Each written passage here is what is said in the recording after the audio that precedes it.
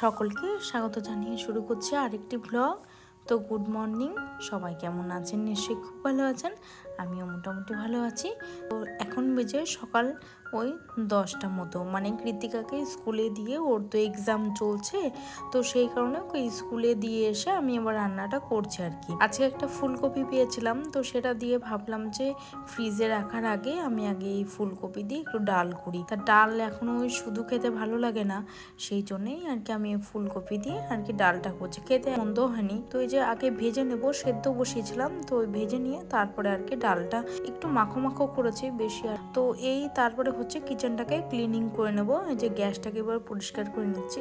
গ্যাসটাকে ক্লিনিং করে আজকে কিচেনে অনেকটা পার্টি আর কি ক্লিনিং করব।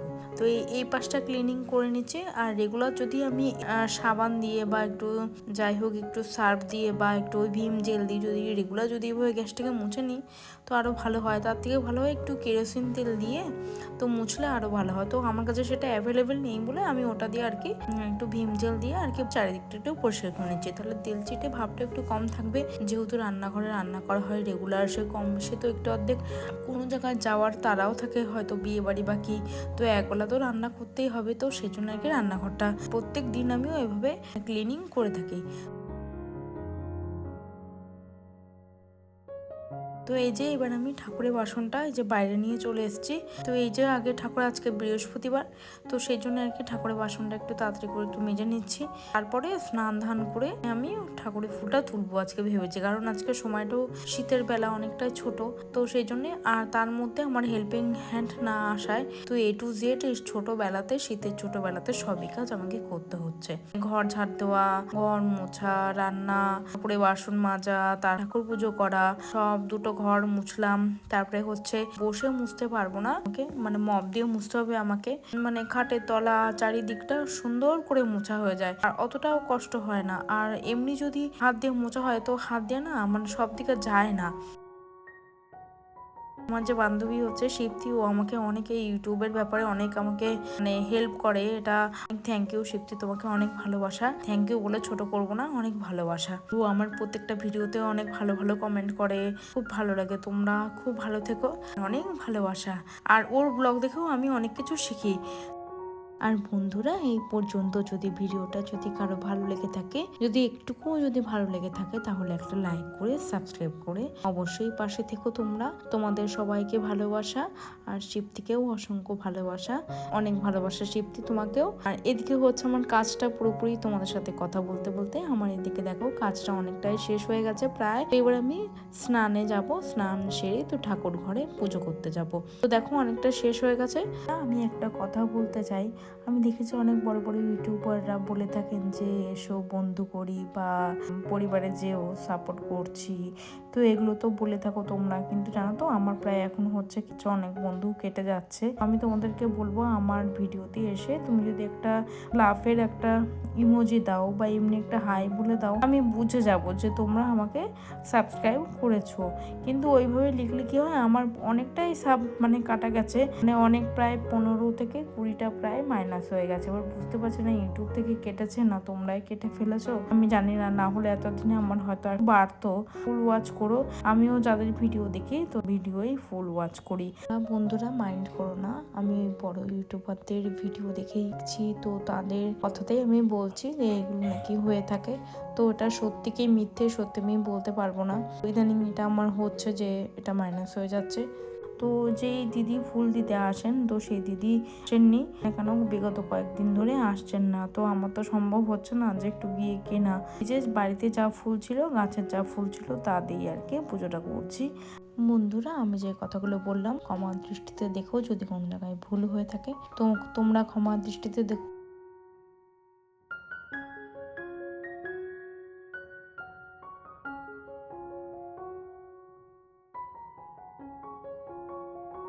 দেখো প্রকৃতি কত সুন্দর হয়ে আছে, আকাশটা পুরো ঝলমল করছে, সুন্দর ওয়েদারটা। বাবা ভোলেনাথকে একটু ঘি দিয়ে স্নান করিয়ে দিলাম, আর ওদিকে হচ্ছে ঘি মধু দিয়ে একটু স্নান করিয়ে দিলাম। তো এইভাবে আজকে পুজোটা করছি। তো চলো। আমি বড় ইউটিউবারদের বলতে শুনেছি, যদি তোমার ভিডিও ভালো হয়, থাম্বনেল ভালো হয়, যদি তোমার ভিডিওতে ইন্ট্রো ভালো হয়, তাহলে সত্যিই দর্শকরা তোমার ভিডিও দেখবে। তো আমি তো সেই চেষ্টা করছি, জানি না কতদূর পর্যন্ত পৌঁছাবো, তাও বলতে পারছি না। সেটাই আর কি, আরও চেষ্টা করে যাব। হয়তো জীবনে জানি না কি হবে, কতদূর পৌঁছাবো, কতদূর সফল হব, সেই চেষ্টাই করছি। নিশ্চয়ই একদিন সবাই আমরা এগোতে পারবো। অনেক কথা বলে ফেললাম, অনেক জ্ঞান দিয়ে ফেললাম। আমি এগুলো শুনেছি বলে আমি তোমাদেরকে বলছি, না হলে বলতাম না। তোমরা এই পর্যন্ত যদি ভিডিওটা যদি কারো একটু ভালো লেগে থাকে, তাহলে প্লিজ লাইক করে সাবস্ক্রাইব করে পাশে থেকো। আর দেখো, এই যে বাবা ভোলেনাথকে আমি স্নান করিয়ে দিয়েছি, এদিকে আমি বাদবাকি পুজোটা করে নেবো। চলো।